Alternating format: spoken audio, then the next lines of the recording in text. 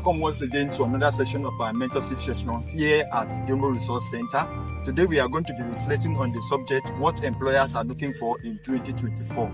The year just began and there are a lot of anticipation. I'm sure that there are many of us who want to secure job this year. As a result, we have decided to discuss for the next 3 weeks what employers are specifically looking for in 2024. Now, this subject we are going to discuss is more influenced by what we call the rising concern about corporate culture. Across companies and across businesses, there is a rising concern about corporate culture. Corporate culture has to do with the total way of the total behavior of the company when it has to do with its clients, its management, its staff, and everything that has to do with that. Now, there are concerns within the workspace of how employees relate with each other. We have had cases of employees fighting in the workplace, people beating themselves in the workplace, and all of those issues that has to do with what emotional health, has to do with self-control issues and all that. As a result, in this year 2024, employers are highly concerned about certain soft skills. Number one, and very, very important of them all, is self-awareness.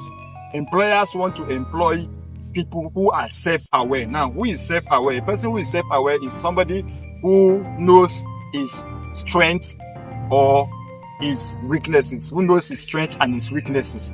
A person who is self-aware knows his strengths. What are strengths? Strengths are what you can do and what you can bear. What you can do and what you can bear. Weaknesses are what you cannot do and what you cannot bear. In this way, we are talking about your ability to do certain things. We're also talking about your ability to forbear or to bear with other people's behavior or to bear with other people's frailties and weaknesses, right? So that is strengths and weaknesses. So employers want to employ people who are aware of their strengths and their weaknesses. That is why when you go for interviews, they ask you, what are your weaknesses? What are your strengths? So that they will know whether your weaknesses tallies with their corporate culture.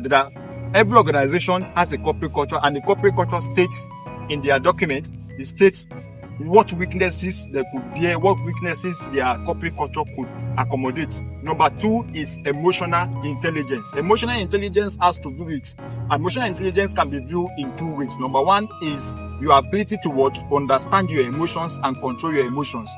The fact that we say it is intelligence doesn't mean it is just a knowledge base. No. Emotional intelligence entails that you should know how to control your emotions. That is very, very important. Knowing your emotions and knowing how to control your emotions. Knowing your emotional triggers. What are the things that quickly trigger your emotions and get you emotional and all that. Then, second part of it is accommodating other people's emotions. If somebody is angry around you, how do you react? How do you relate with the person? All right. So that is very, very important. Third is interpersonal skills. Interpersonal skills has to do with how you relate with people. Within a workspace, we are going to be building relationship.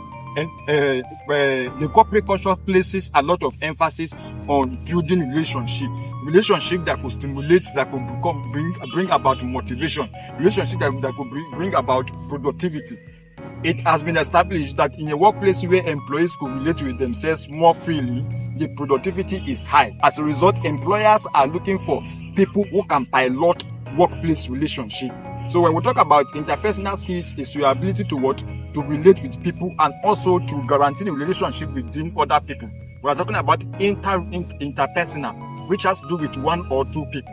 So employers want to know that yes, you have the capacity to pilot a relationship, to see it through crisis, because within the workspace is like a family house. We are going to quarrel today, tomorrow we still have to work together, and all of those issues that are there. So this year you need to focus on these three skills. There are about 15 of them that we are going to be exploring, but for today we are going to stop here. Next week we are going to continue. Don't forget self-awareness, interpersonal skills, and emotional intelligence. Thank you for watching. Don't forget to subscribe to our YouTube channel, share this video to your friends who also need it, and also don't forget to follow us on Facebook at Human Resource Center. It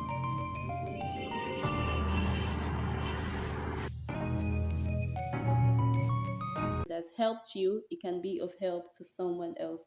Don't forget to subscribe. Thank you for watching. Bye.